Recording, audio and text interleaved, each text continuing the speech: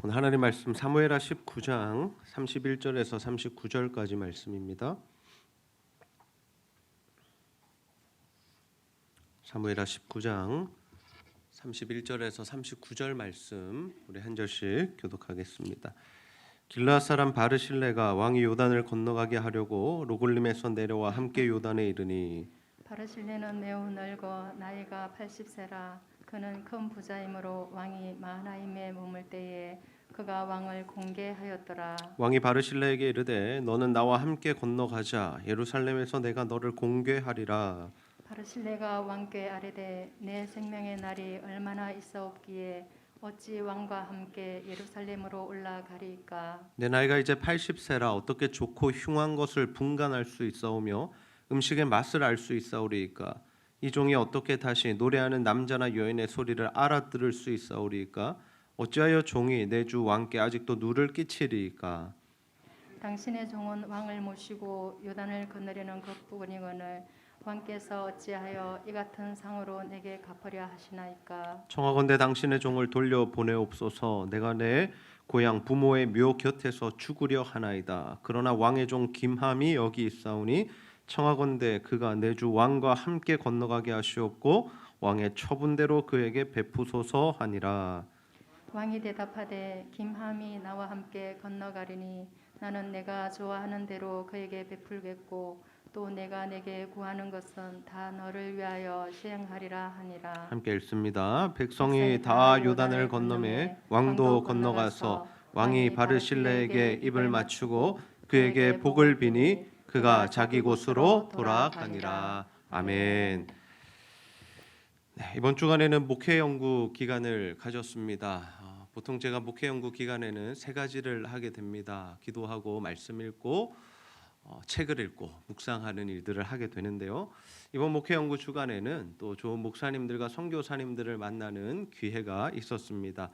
특별히 오늘 제가 한 분을 소개하고자 하는데요. 그분이 누구냐면 가덕교회를 담임하고 계시는 이성수 목사님입니다. 고신 측의 목사님이시고 저보다 한 15년 정도 연배가 있으신 선배 되시는 목사님입니다. 이번에 제가 그 교회에 두 번째로 방문하게 되었습니다. 5년 전에 한번 그 교회가 정말 하나님께서 원하시는 일들이 잘 이루어지는 소문들이 들려서 우리 전도사님들과 함께 방문하여서 목사님을 찾아뵙고 교제하고 또 어떤 일들이 일어나는가 탐방하는 시간을 가졌었고 그 다음에 5년 뒤에 이제서야 한 번 더 방문하게 되었는데요. 원래는 이곳에 저를 초대하신 분은 서대경 목사님이었습니다. 70여 분의 선교사님들 그리고 목회자들 그리고 예수전도단 지체들이 함께 모여서 식사를 하는데 그 자리에 초대를 해주셔서 제가 가기로 약속을 했습니다. 그런데 그날 당일에 서대경 목사님이 전화가 왔습니다. 사정이 생겨서 오지 못하신다고. 그래서 잠시 묵상하면서 고민을 했습니다. 나를 초대한 사람은 오질 않고 거기에 70명 내가 한 명도 알지 못하는 사람들이고 딱 한 분 안다면 이성수 목사님 아는데 그 목사님 5년 전에 한 번 한 1시간 1시간 반 정도 배웠을 뿐인데 내가 이곳을 가는 게 맞을까라는 생각을 했습니다. 그런데 하나님 주시는 마음으로 과일을 사서 이렇게 그곳에 방문하게 되었는데요. 제가 그곳에 방문해서 깜짝 놀랄 일이 생겼습니다. 상상하지 못할 일들이 생겼습니다. 그 일이 무엇이냐면 이성수 목사님의 환대를 제가 받은 것이죠. 목사님들이 참 많으셨어요. 사모님들도 그리고 선교사님 가정들도 많으셨고 이 DTS에서 훈련을 받고 있는 예수전도단 지체들도 참 많이 있었습니다. 다 목사님의 손님들이었기 때문에 일일이 챙기시고 인사하시고 서로 소개하시고 바쁘셨어요. 그런데 시간만 나면 짬이 날 때마다 제 곁에 오셔서 함께 대화해 주시고 저를 챙겨 주시는 그런 환대를 제가 받게 되었습니다. 제가 높은 사람도 아니고 영향력 있는 사람도 아니고 그러나 70명 중에 아무도 알지 못하는 그런 위치에 있는 저를 챙겨 주시느라 참 수고하시는 모습을 제가 보았습니다. 여러분, 우리는 누군가를 환대하는 삶을 살아가고 있습니까? 보통 우리는 환대를 어떻게 생각하냐면 내가 저 사람에게 환대를 하면 내가 돌려받을 것이 있고 또는 내가 저 사람을 잘 섬기면 나에게 무언가 유익이 있을 때 우리는 그 사람을 환대하게 되죠. 높은 사람들이 오면요, 우리는 알아서 환대를 하게 됩니다. 좋은 자리를 내어드리고 좋은 음식을 가져오고 그 사람과 어떻게든 친하게 지내려고 노력을 하죠. 그런데 그런 환대 말고요, 정반대의 상황에서 내가 그 사람을 도와주었을 때 아무런 도움도 되지 않고 아무런 내가 얻을 유익도 없는데 우리가 그런 사람들을 정말 환대하고 있느냐라는 거죠. 하나님께서는 우리가 이 환대라는 것을 어떻게 하기를 원하실까요? 특별히 교회는 어떤 환대를 실천해야 하는 공동체일까요? 이 다윗이 압살롬의 반역으로 인해서 도망자 신세가 됩니다. 하나님께 모든 처분을 맡겨드렸습니다. 우리 지난주 설교의 내용이었습니다. 하나님께 처분을 맡겨드리고 자신은 그냥 자신을 따르는 사람들과 도망을 가게 되죠. 그 도망길에 만났던 사람 3명 중에 한 사람이 바로 이 바르실레입니다. 다윗을 욕하는 사람도 있었고요, 쫓아오면서 저주하는 사람도 있었고요, 다윗을 속이는 사람도 있었고요, 여러 종류의 사람들이 있었습니다. 다윗이 이제 힘을 가진 것이 아니라 도망가는 신세였기 때문에 아마 그러했을 겁니다. 평소에 감춰왔던 감정들이 드러나는 거죠. 아이고, 다윗 꽃이다, 잘됐다, 이런 생각을 하는 사람들이 분명히 있었을 것입니다. 근데 이 바르실레라는 사람은 다윗이 도망을 하고 있다라는 소식을 듣자 어떻게 하냐면 음식들을 막 싸서 챙겨와서 다윗과 그 백성들을 먹였습니다. 여러분, 이 일은 쉬운 일이 아닙니다. 왜 쉬운 일이 아닙니까? 만약에 자신이 다윗을 지원했고 다윗을 도와주었고 다윗에게 섬김을 베풀었는데 이 전쟁에서 압살롬이 이기게 되면 그 사람은 반드시 손해를 보게 될 것이기 때문이죠.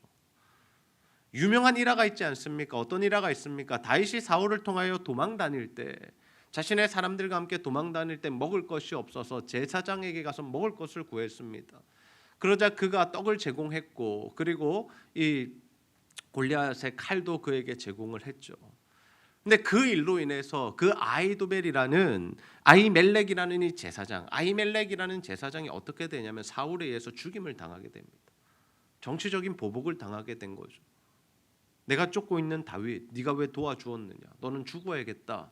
그래서 그를 죽이고 그 주변에 있는 사람들을 다 죽였던 사건이 있었습니다.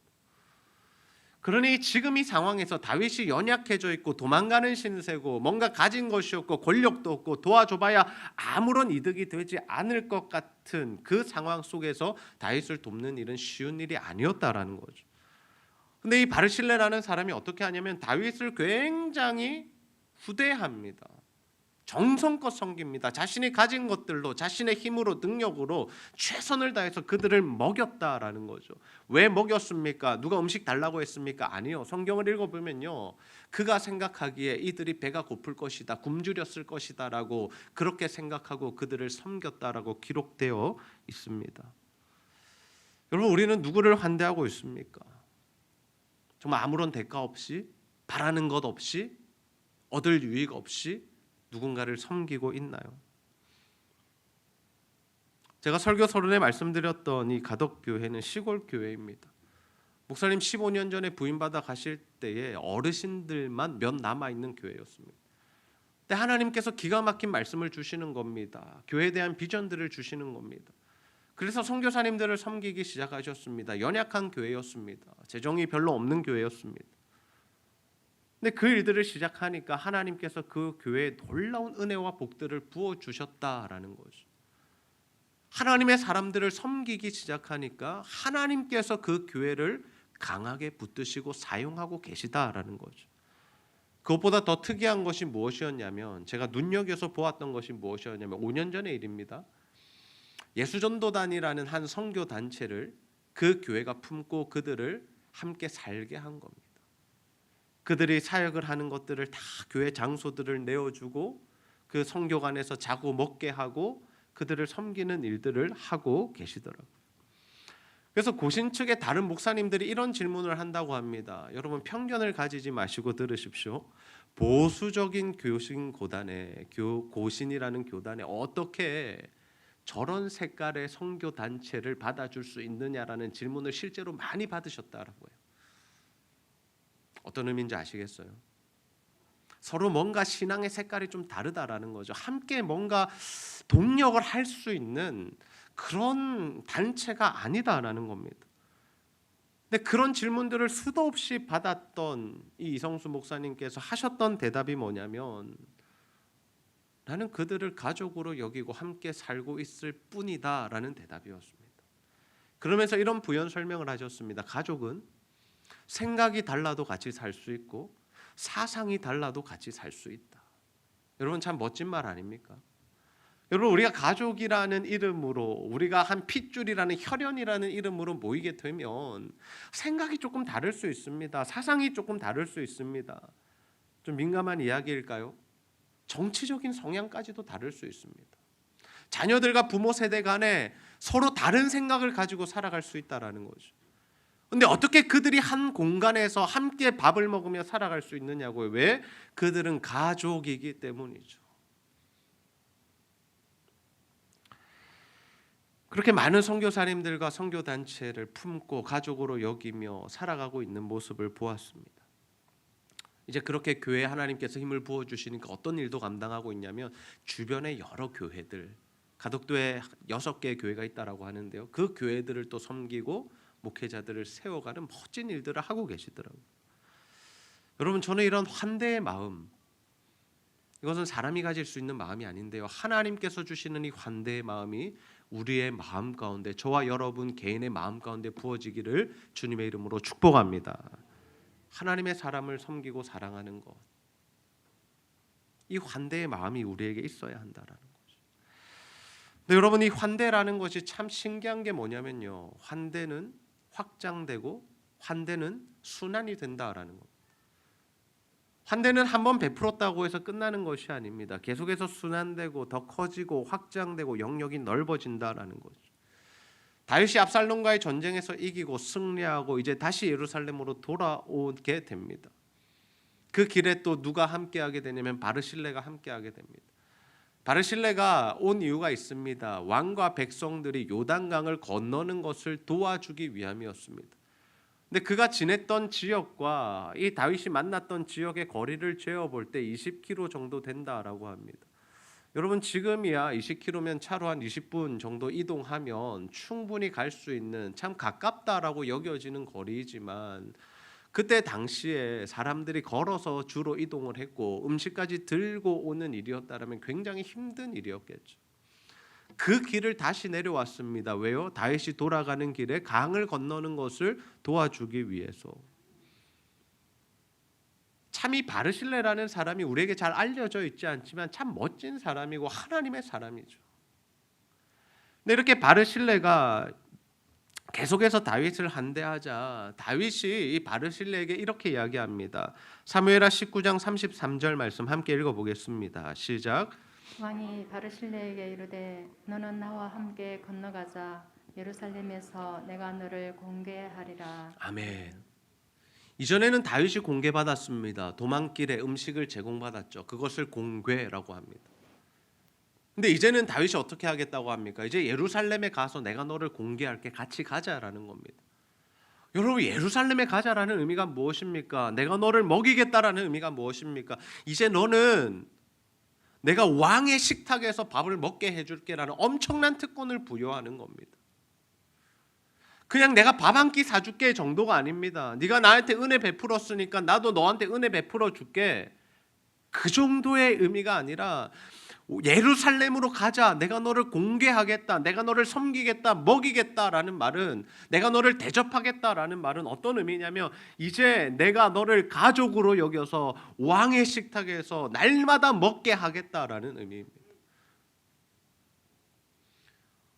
여러분, 우리가 사람을 섬기는 것 같지만요,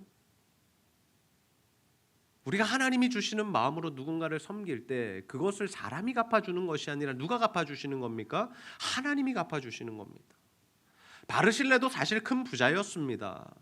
바르실레는 자신이 가진 것으로 힘껏 그를 도왔을 뿐입니다. 그런데요, 다윗이 그에게 베풀고자 하는 환대는 자신이 할 수 있는 그 이상, 아니 절대로 할 수 없는 엄청난 일들이다라는 거죠. 이것이 바로 하나님 나라의 원리입니다. 우리는 우리의 힘을 다하여 하나님의 사람들을 섬기고 선교사들을 섬기고 유학생들을 섬기고 가난한 자들을 섬기고 이웃 주민들을 섬길 뿐이지만, 그것을 하나님께서 갚으실 때는 우리가 상상할 수도 없는 엄청난 힘과 능력으로 하나님께서 우리에게 갚아주신다는 거죠. 바르실레는 지금 그 은혜를 누리게 된 겁니다. 잊게 된 겁니다. 근데 애석하게도 바르실레가 이것을 거절합니다. 왜 거절합니까? 저는 나이가 많습니다. 나이가 이제 80입니다. 좋은 것과 좋은 것을 분별하지 못하고 음식 맛도 잘 모르겠고 제가 왕을 따라가면요 왕에게 누를 끼칠 것 같습니다 라면서 거절을 하죠. 그러면서 자신은 그냥 왕을 도우려고 했던 것뿐인데, 강을 건너는 것을 도우려고 했던 것뿐인데 이런 제안을 해주시고 이런 은혜를 베풀어 주시겠다는 왕에 대해서 감사한 마음을 가지면서 그가 왕에게 한 가지 부탁했던 것이 무엇이냐면, 내 아들 김함이 있는데 그가 함께 왕과 건너가게 하시고 그에게 왕의 처분대로 하시면 좋겠습니다. 이 처분대로라는 말은 뭐냐면 왕이 보시기에 좋은 대로라는 의미입니다. 왕이 생각하시는 것, 왕이 계획하시는 것, 왕이 저에게 베풀고 싶은 은혜 이 아들에게 베풀어 주시면 안 되겠습니까? 라고 정중하게 부탁을 드린 거죠. 그래서 다윗이 어떻게 합니까? 그래, 내가 김함을 데려가겠다라고 합니다. 김함을 후대합니다. 그리고 이 후대가 어디까지 이어지냐면요, 김함이 다윗보다 나이가 어렸을 것 아닙니까? 다윗이 이제 죽을 때가 되었습니다. 근데 이 김함에게 자신이 은혜를 베풀기로 약속했지 않습니까? 바르실레에게.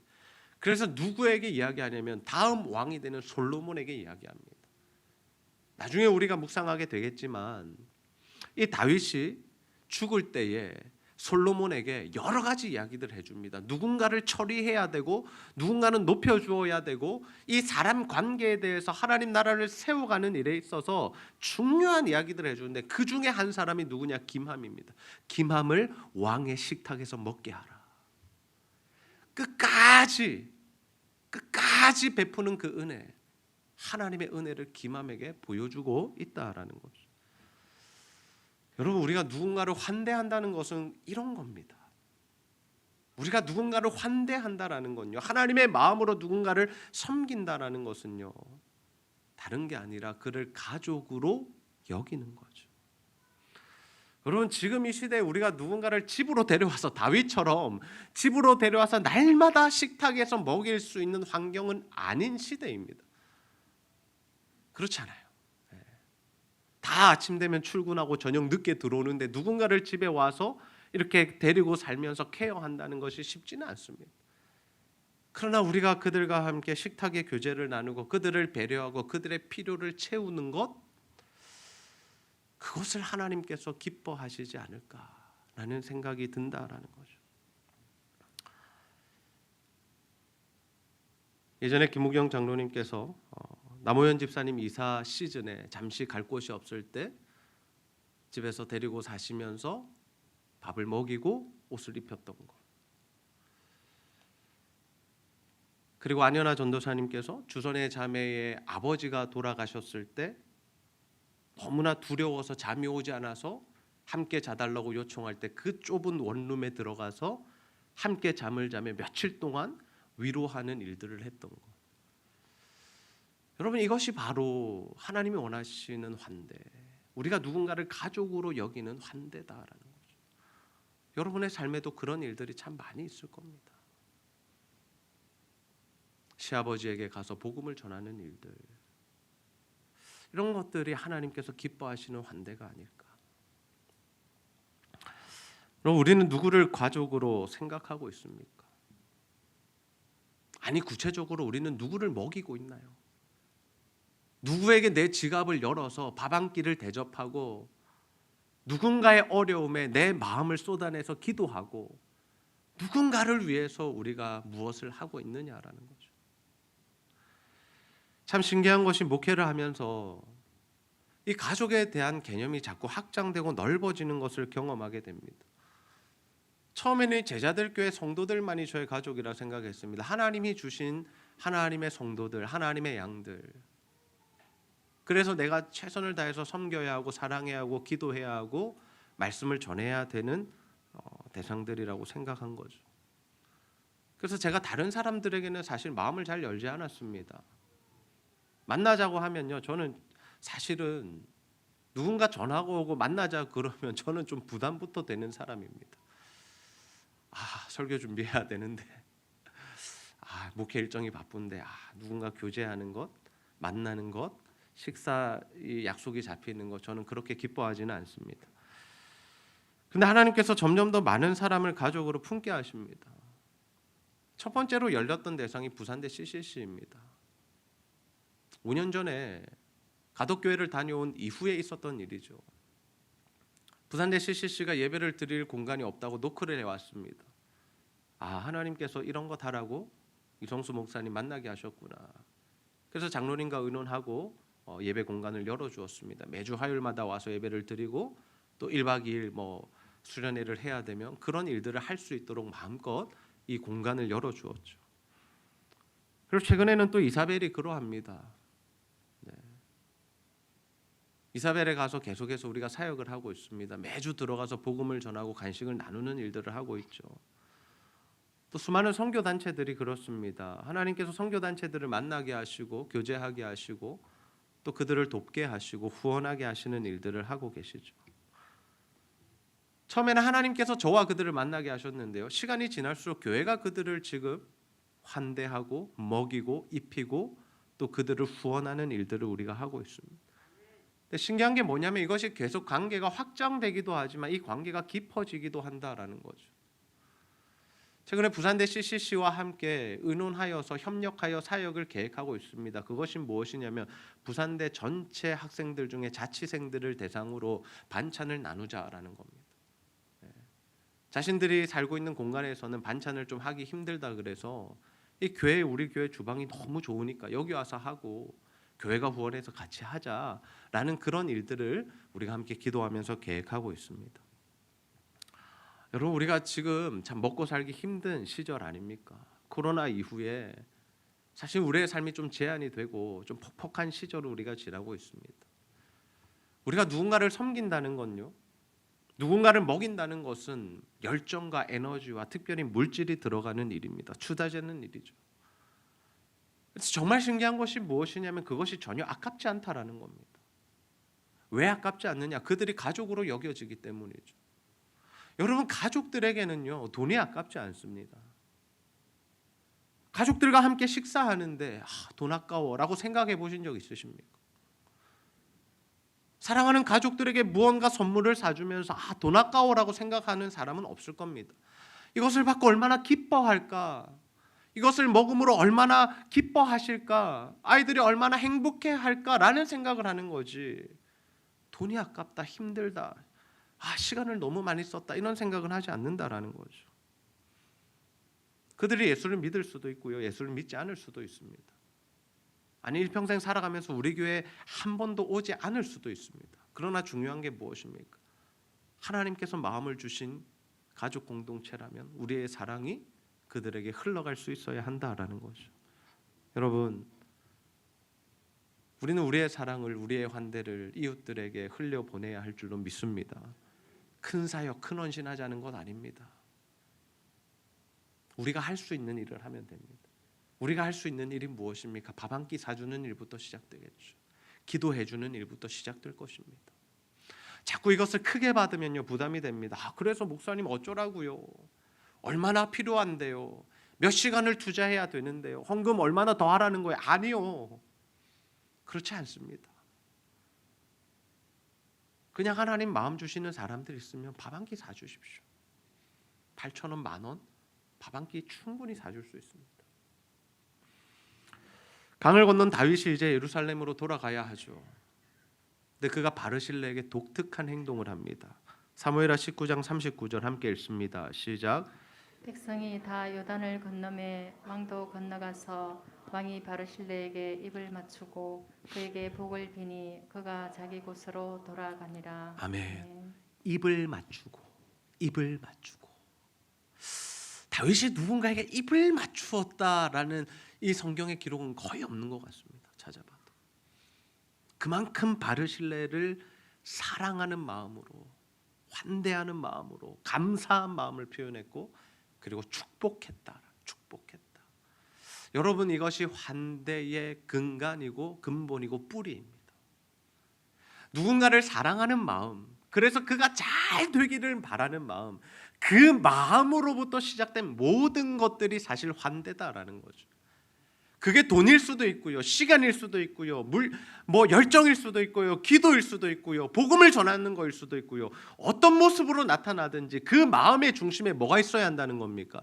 그를 사랑하는 마음과 그를 축복하는 마음과 그가 잘 되기를 바라는 마음이 있을 때 그것이 하나님이 기뻐하시는 환대가 될 수 있다라는 거죠. 여러분, 절대로 환대는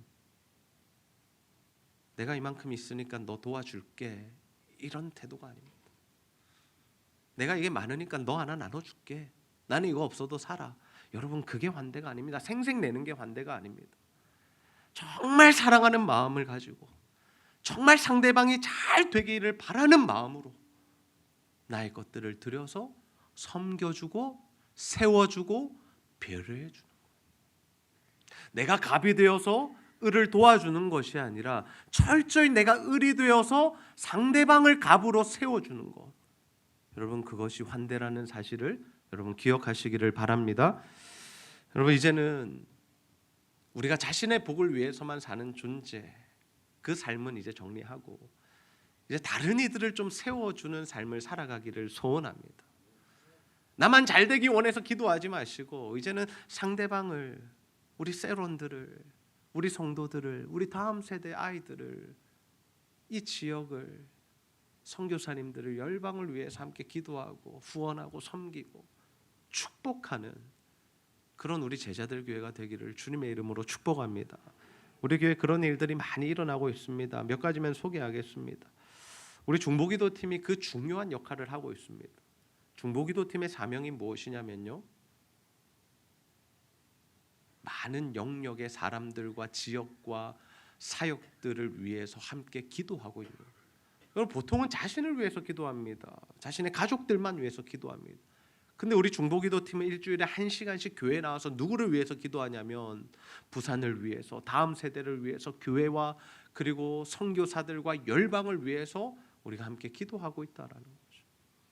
근데 그 기도할 때 어떤 마음으로 기도합니까? 이들이 내 가족처럼 정말 이들을 사랑하는 마음으로 우리가 기도하고 있다라는 거죠. 우리 교회 젊은이 기도회가 있습니다. 매월 마지막 주 금요일에 드려지는 젊은이 기도회, 우리 젊은 아이들이 와서 함께 예배하고 기도하고 찬양하고 주님 앞에 반응하는 시간들을 가지고 있습니다. 여러분, 이 예배의 목적이 무엇인지 아세요? 이 아이들이 우리 교회에 나오도록 전도하기 위함이 아닙니다. 다 예수 믿는 아이들이 옵니다. 교회를 다니는 아이들이 옵니다. 그러면 이 예배의 목적은 뭐냐? 그들이 주님 안에서 위로받고 격려받고 세워지는 것입니다. 그들을 먹입니다. 실제로 먹입니다. 간식을 먹이고요, 말씀을 먹이고요, 기도를 먹이고요, 하나님 주시는 은혜를 그들에게 흘려보내고 있습니다. 그들이 속한 공동체가 살아나기 위해서 우리가 함께 기도하고 있습니다. 청년들이 힘을 받습니다. 올 때는 인상을 찡그리고 왔다가도 돌아갈 땐 다 환해져서 눈물을 흘리고 기도하며 찬양한 이후에 얼굴이 밝아져서 돌아갑니다. 그 현장을 본 한 선교사님, 함께 예배하러 오시는 60대 선교사님은 나도 이들을 섬기고 싶다며 간식비를 후원하기도 하는 이런 놀라운 일들이 일어나죠. 그럼 교회 안에서는 또 어떤 일들이 일어날까요? 우리 전도사님과 또 한 여자 집사님께서는 한 아이의 공부를 가르치고 있습니다. 네, 교회를 자주 오셨던 분들은 누가 누구를 어떻게 가르치고 있는지 아실 겁니다. 공부만 가르치는 게 아닙니다. 밥도 먹이고요, 옷도 입히고요, 필요한 것들을 제공하면서 그 아이 하나를 키워내고 있습니다. 어머니의 마음으로, 부모의 심정으로 그 아이의 인생이 잘 되기를 바라는 마음으로. 그에게 무언가를 얻기 위함이 아닙니다. 돈도 받지 않습니다. 그들의 재정을 써서, 그들의 시간을 써서, 그들의 에너지를 써서 날마다 그를 케어하면서 그를 키워내고 있습니다. 왜요? 하나님이 그를 가족으로 여기게 하셨기 때문에. 내 딸이라 생각하면 그냥 둘 수가 없는 겁니다. 여러분, 우리 교회에 얼마나 많은 사람이 모이느냐, 그것이 중요하지 않습니다. 무엇이 중요할까요? 우리 교회가 얼마나 많은 사람들을, 얼마나 많은 영역을 축복하고 위로하고 섬기고 배려하느냐, 그것이 더 중요한 일입니다. 하나님 보실 때 큰 교회는 어떤 교회냐면, 사람이 많이 모이는 교회도 큰 교회지만 그것보다 더 중요한 것은 더 많은 사람들을, 더 많은 선교사들을, 더 많은 영역들을, 교회들을 세우고 살리고 키우고 고치는 일에 헌신하고 힘을 쏟는 교회가 하나님 보실 때 큰 교회라는 사실, 하나님 보실 때 큰 믿음의 사람이라는 사실을 여러분 기억하시기를 바랍니다. 여러분, 우리 부산을 축복하는 교회가 됩시다. 아멘입니까? 네, 우리 다음 세대를 좀 위로하고 격려하는 교회가 됩시다. 유학생들, 자꾸 하나님 마음을 주시는데 유학생들, 선교사님들, 선교단체들, 주변에 힘든 교회들, 우리가 한대하기를 원합니다. 여러분, 그렇게 우리가 한대하는 삶을 살면 누가 갚아주신다고요? 하나님께서 갚아주십니다. 하나님께서 갚아주십니다. 하나님께서 다른 사람을 통해서 우리에게 은혜를 입히십니다. 바르실레가 베풀었던 은혜도 크지만, 환대도 크지만, 하나님이 다윗을 통해서 그 바르실레 가문에 기맘에게 베풀었던 그 은혜는 한량없는 은혜였다. 하나님께서 말씀하셨습니다. 네가 소자에게 한 것 그것 내게 한 것으로 받아줄게. 여러분, 이 마음으로 우리가 환대하는 삶을 살아야 한다라는 거죠. 주님께서 우리에게 이렇게 말씀하셨습니다. 우리 마지막으로 이 말씀 읽고 설교를 마무리하겠습니다. 마태복음 7장 12절 말씀 함께 읽습니다. 시작.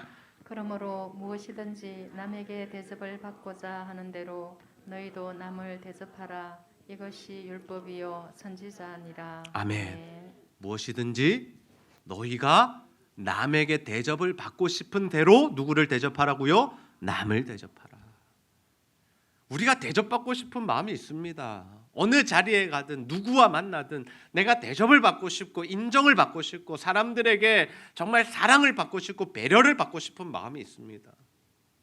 내 아내가 내 남편이 나를 배려해 줬으면 좋겠고, 교회 가면 성도들이 나를 인정해 주었으면 좋겠고, 사회에 나가서 사람들이 나를 사랑해 주고 격려해 주고 위로해 줬으면 좋겠는 마음이 우리 안에 다 있다라는 거죠.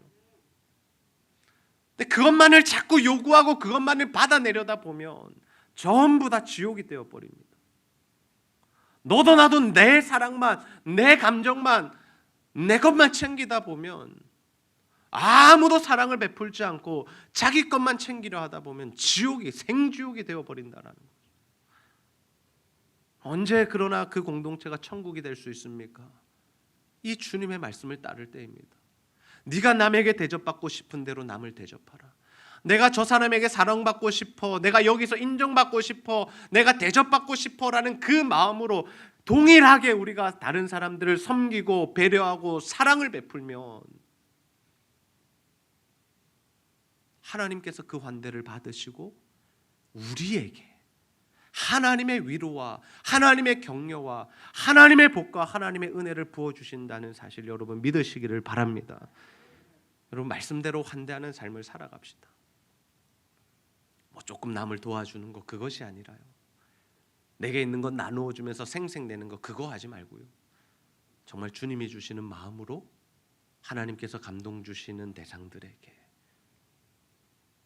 정말 하나님의 사랑을 흘려보내고 환대하고 정말 그들을 사랑하고 정말 그들이 잘 되기를 바라는 마음으로 그들을 섬겨서 정말 그 환대로 상대방을 살려낼 뿐만 아니라 하나님의 더 크신 은혜와 복을 받아 누리는 저와 여러분 그리고 우리 제자들 교회가 되기를 주님의 이름으로 축복합니다. 우리 시간